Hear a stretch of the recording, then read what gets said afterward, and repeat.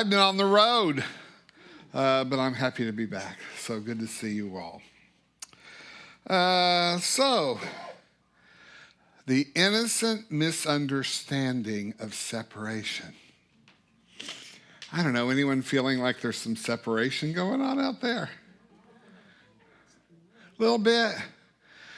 I don't know. I think it's interesting that people say this is either the best time ever or the worst time ever. And I'm like, haven't we always been saying that? I mean, it seems like whatever time you're in, that's what's going on. But it does indeed seem to me like, I don't know, there's a lot of separation going on out there. And I think it would appear to be intentional in some ways. And I'm not going to get into the politics of all of that. But I do know that it feels intentional. It's funny that I was in a church service over at Unity, and Reverend Denise was speaking, and as she was speaking, a quote came to me, but also this topic came up to me. So that was on a Sunday. And then a couple of 2 or 3 days later, I was online on Facebook. I'm pretty sure my life would be better if I just got off Facebook. And I might recommend it to all of us. I certainly recommend it to all of my clients because, wow.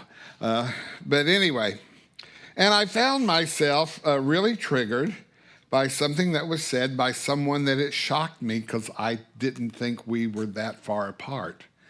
Anyone having that experience?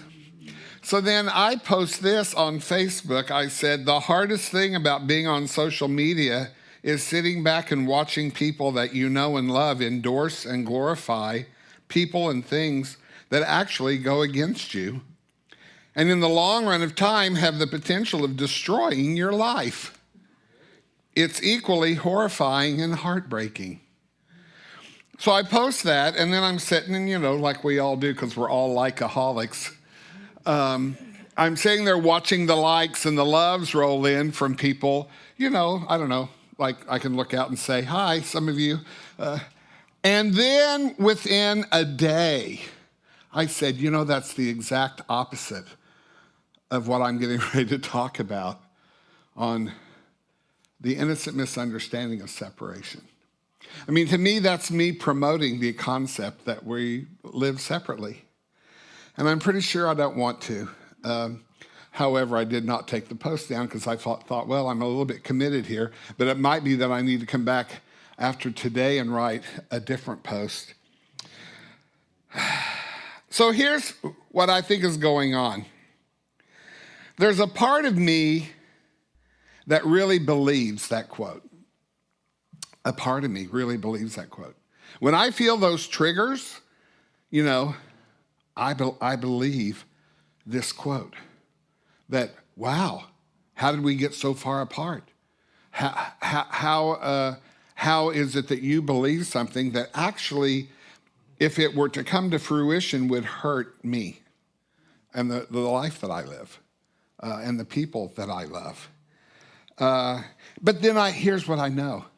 And there's a part of me that really does know that separation is a misunderstanding.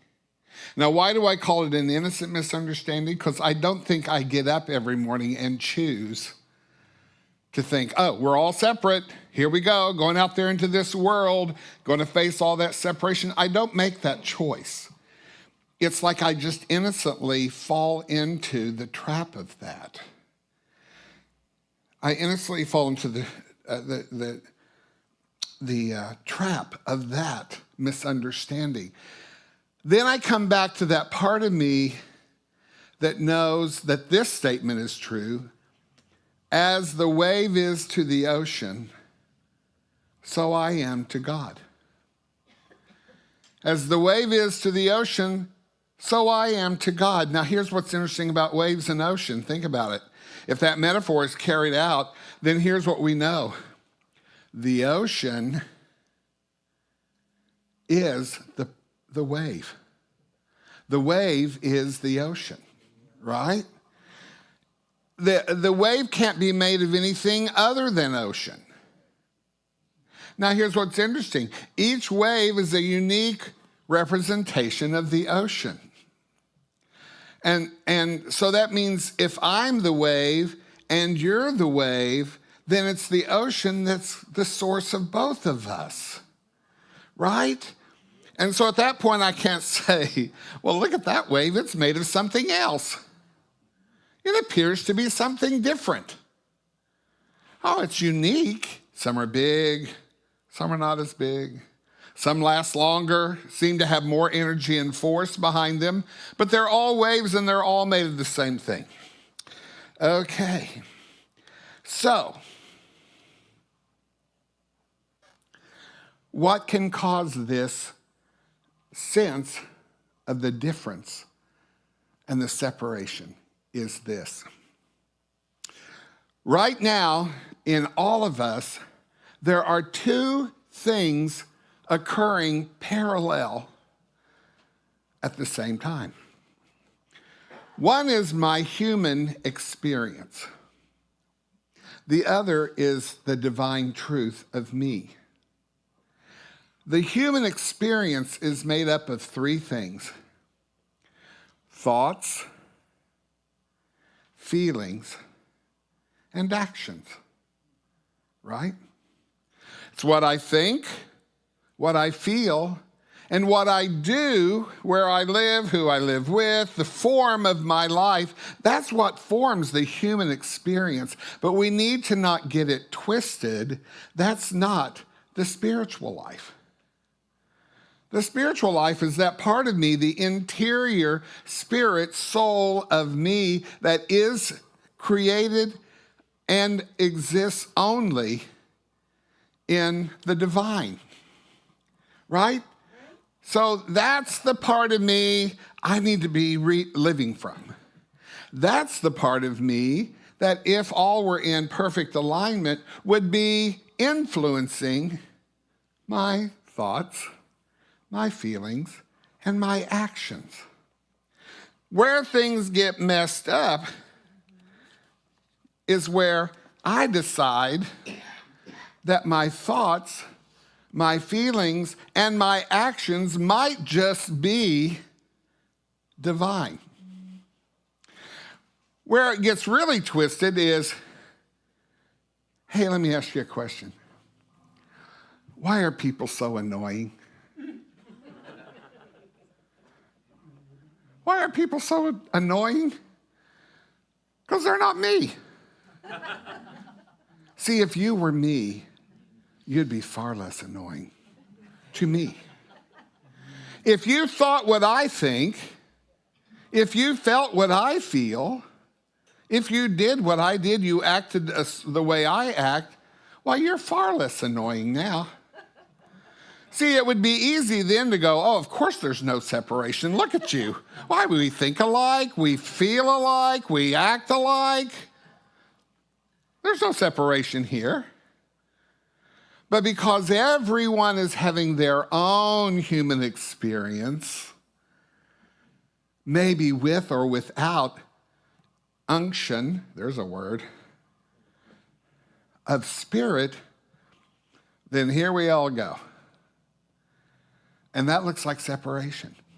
And it's easy for me to believe it's true. It's the part connecting all of life and empowering it that is what we're looking for. What we're looking to be the source, the fuel. You know, I like to think of it as a stained glass window, right? I mean, it's made up of glass, various colors of glass, lead, put together, and because they're all unique, right? No two stained glass windows, even if they're supposed to look alike, they're not completely exactly alike. So we can look at that and go, beautiful. Wow, that stained glass is beautiful. You know when it really becomes beautiful? When there's light shining through it. Otherwise, it's just glass and lead. When the light's shining through it, you go, wow, that's pretty magnificent. And now I can even appreciate the parts that aren't exactly the same. But it's the light that brings the beauty.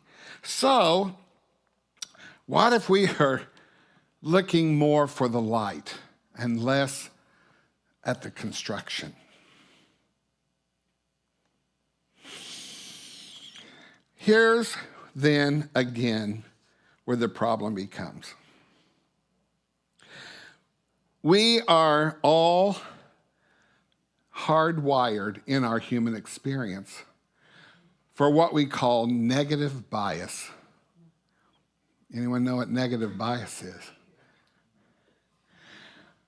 See, in our development as humans, the human experience, a part of our brain that developed first, because it was necessary, those dinosaurs were really coming for us. So we developed this part of our brain that is constantly scanning the horizon for what could be wrong. What could be going wrong here? What might be endangering me? What should I be afraid of? Now, like it or not, that part of us is in operation at all times. At all times.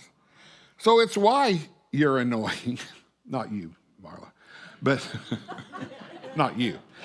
We're two of a kind. We are carbon copies. See, we're constantly looking at what is it you could be saying that I don't agree with? Isn't that interesting? There's a part of us. What are you doing that I might not like? You know, don't tell me what to feel, how I should feel in this moment, what I should think in this moment, who I should be. Don't do that. Oh, so that's where separation is born. Right off the bat, we're going, what should I be looking for that might be dangerous to me, to my sense of self? There are 4 things that I believe we have to be constantly looking for, finding. It's what our human experience is trying to explain and feel. And here they are. Safety. Primary. Fundamental. We're hardwired for belonging. Connection. Oh, I belong here. I'm connected here. Awareness. Oh, I have awareness. I have understanding. I can look at life and understand it from a perspective of not just intelligence, but from awareness, and there's a difference. And then finally, and maybe most importantly, we're looking for self-worth. Intrinsic self-worth. Not worth that we have earned, although it would be wealthy to have worth. We're looking for intrinsic self-worth. What would my life be like if I knew at all times that I bring value and that I have worth, that I am loved? The issue then becomes those 4 things are supposed to be found, and are indeed only found, from this connection we have to source, to that which is greater than us, that which we are, but from which we've become separated because the world got its hands on us. The world got its hands on us, and experiences and, traumas and triggers and all this stuff keeps getting its hands on us. So it separates us from the fact that we already have those 4 things. We already are safe. Now, that's not saying there aren't dangers, but we are safe. We already belong. We already have awareness from here. And we already know our worth, our value. But the more we look for them outside of us, the more we're going to find reasons to be afraid, to feel disconnected, to feel unaware, or at least like my awareness tops everybody else's awareness. And we're also going to find reasons to doubt that we are enough, that we have worth, that we have value. So, then I come around to you've all heard me use this term before. I got it from Denise Yergin. Metaphysical malpractice.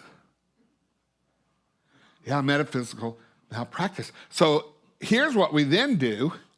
We'll come to a place like this. And we'll say, make me feel safe. Make me feel like I belong. Make me feel like I have awareness, and make me feel like I have worth, not from going in and having it come through, but from bolstering what I believe about safety, belonging, awareness, and worth, pumping myself up. Here's an interesting thing. In my work as a counselor, I've come to realize that I can work a lot on trying to make someone feel better about themselves.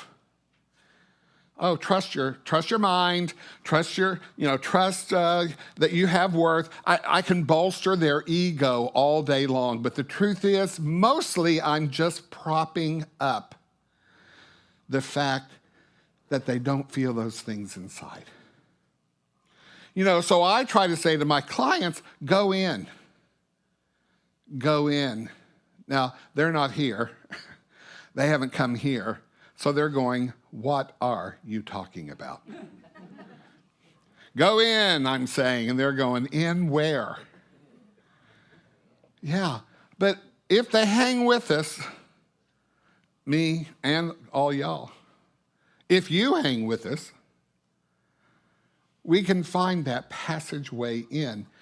Dottie, thank you so much for your meditation, because here is the truth. You know the fastest way in? Breath. Breath. Isn't that fascinating? The one thing we have to do every few seconds all day long is actually the fastest way to ourself, if we do it with intention, as you led us to do today. Go in, go in. Follow that breath to hear. Follow it. Be conscious of it. Be aware of it. With intention, let your body actually sort of envelop it. Let it radiate out. Use it to meditate, to bring it into a place of consciousness where you can feel something that is you, but is greater than you. And so with the clients that I work with, we can do that, and it's, for many of them, it's the first time in their whole life they've ever felt it. And then the next thing you know, you're saying, how do you feel? And they're going, grounded. Oh, safe. I feel like I belong here. You're going, oh my gosh, you're saying those 4 words. Yeah, I feel like I have worth. I feel like there's something here worth having. Yes. And it brings me to some consciousness, to some awareness that feels different than just knowing something, but actual awareness, right? But I want to be honest, I get concerned, even in that practice, but even in a place like this, that if we're not careful, we do spiritual bypass. Spiritual bypass. We just come here and we learn, these are the things I should do. These are the things I should say. This is what I should think. This is what I should read. But it's like, but are we teaching ourselves to go in? to really go in. Michael Beckwith, I've talked about this quite a bit too over the years, but Michael Beckwith and his 4 stages of spiritual development, I'm going to go over them again briefly.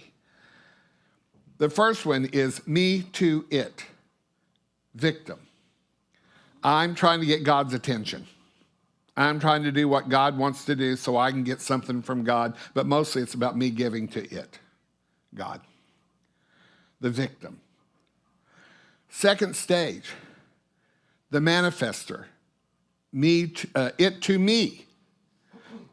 It to me. This is where we're saying, God is all the power in the universe, and I can use it for my good, for the life that I want. Good to know. Good to know. And that's called the manifester. I can create this life that I want by using these tools.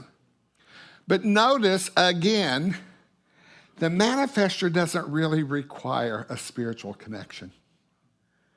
It's going through the steps, doing all the things I've been taught to do. Not bad. A lot of people stay right there. But it's a lot like the same thing of ego strength, developing good ego strength, developing good habits, doing all the things you need to do to get the life you want. Nothing wrong with any of it, but is it enough? Or could I go deeper?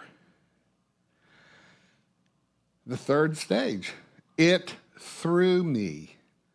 Oh, don't you, when you just hear that, doesn't that make you want to smile and go, yeah, oh, wait.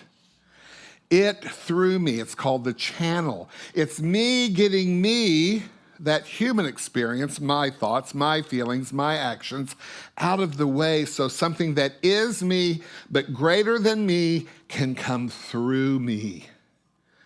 Oh, now doesn't that just sound like safety, belonging, awareness, worth? Yes, yes, yes, yes. Yes, beloved, let's go there. And then the fourth stage is called the mystic. That's me, it as me. Now, there is implied in the concept of the channel, the third, that it comes and goes, right? I'm going to have moments when I'm there, I'm channeling, I'm doing it, I am doing it. And then times when my human experience is going to show up and take over, and I'm hopefully going to do it at its highest and best, right? The mystic is the one that is never not there.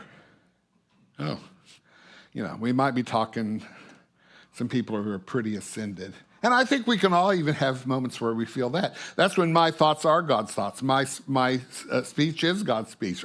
What I say, what I do, what I think, what I feel is God all the time. Keep working. We'll get there. Maybe not in this life. Okay. So, this brings me to then what I think has become a big issue in our world today. And I'm going to try to stay out of being political. We're also always looking for people who agree with us, right? And it'll put us into a couple of camps, at least. And this is taking it down to its absolute lowest common denominator. But if we're not careful in these groups that we're aligning with, we're looking for certain things. And I'm going to read you a list here and see if any of these sound familiar. Privilege, patriarchy, racism, heterosexism, religious bigotry. See, when we get in these camps, that's why.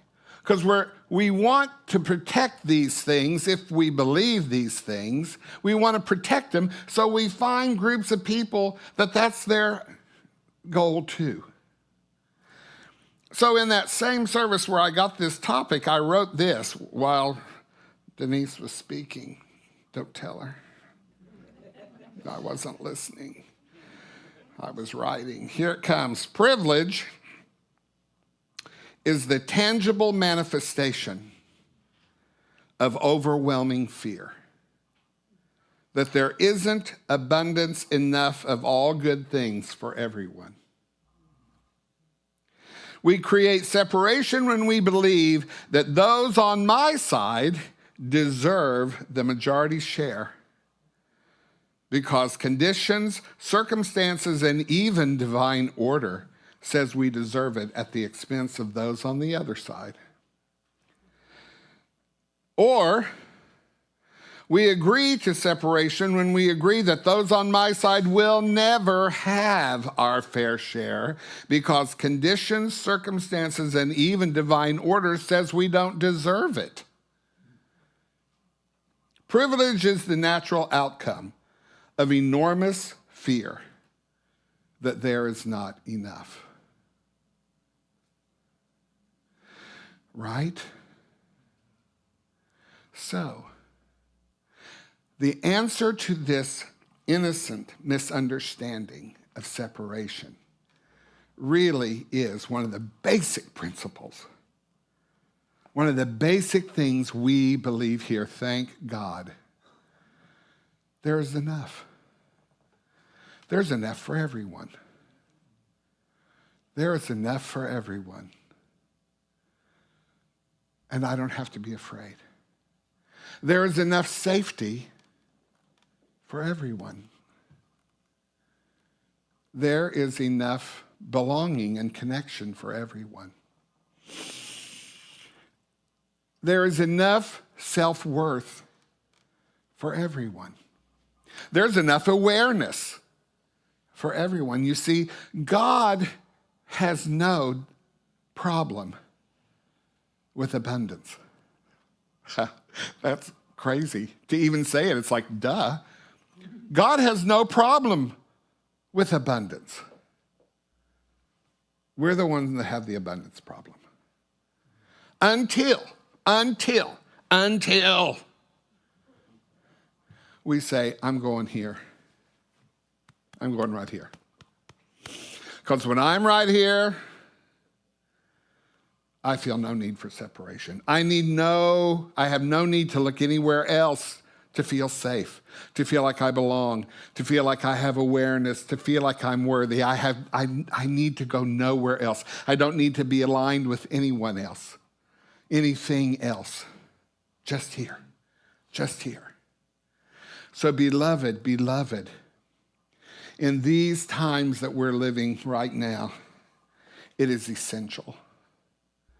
It is essential that we keep coming home. We keep coming home. We keep coming home. Breathe, Dottie. Breathe, breathe, breathe. Keep telling everyone you know. Girl, breathe. And when you find yourself not there, here's a little trick, and I've told you this before, and it sounds so ridiculous. But look into the mirror, if you got one handy, and say, all that separation you're feeling? No, boo-boo. No, sweet love. No, beloved. Don't go there. Don't go there. Not in those moments. Now, I'm going to end with this little caveat. That doesn't mean there aren't things going on that are wrong and that I can't have an opinion about it and maybe take some action to change it. But even then, I cannot act from fear or from an innocent misunderstanding that there's separation. You see, that fear is the opposite of what? Love. See, what if I can look at someone with whom I actually disagree and who actually is kind of scaring me, but say with all love and compassion, I think this is an innocent misunderstanding. I think you might be innocently wrong.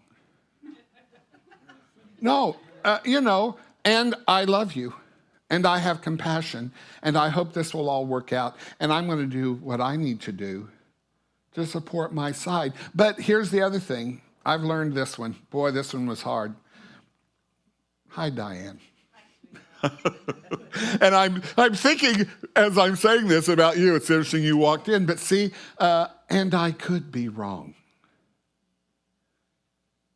See, I spent my need for safety, belonging, awareness, and worth took me years and years and years, and even years here, to be able to say, and I could be wrong.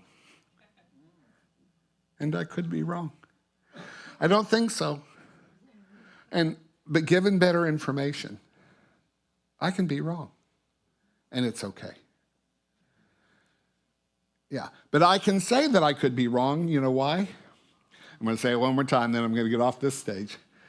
Because when I go here, safe, belong, aware, worth. Now, it doesn't matter if I'm right or not. It doesn't matter if you annoy me or not. Yeah, none of that matters. Because right here, ooh, I want to go there. I want to stay there as much as possible. And I want to be here in this room with you who I know this is your quest to. And so it is.